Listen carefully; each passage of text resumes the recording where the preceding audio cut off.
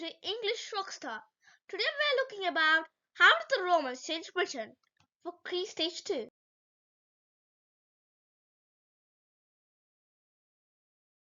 How did the Romans change towns? London was Britain's greatest city and is today the capital of the UK. When the Romans invaded, they built a fort beside the River Thames. This was where traders came all over the empire to bring their goods to Britain. Londinium grew and grew until it was the most important city in Roman Britain.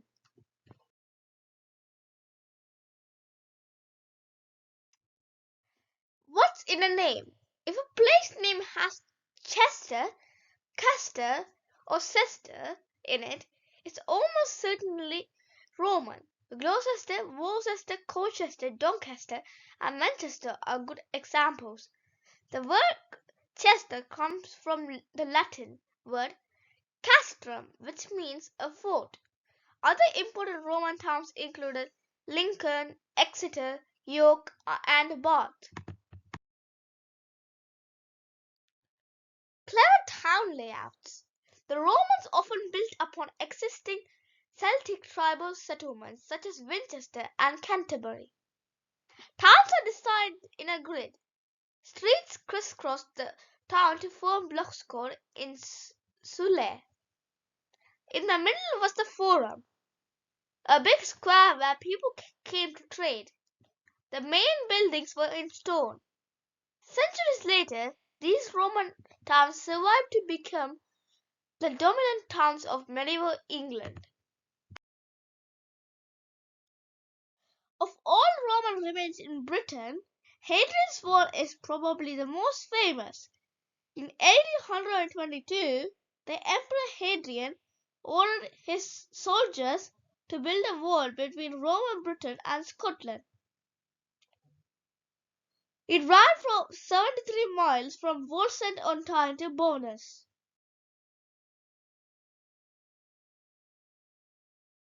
These are Roman baths in the city of Bath in Somerset. People came to the baths to get fit, get clean, and meet friends. The Romans realized it was a good place for a warm dip because the water is naturally heated by the rocks deep below the ground. Caerleon in Wales is the site of a 1st century fort the Romans called Isca.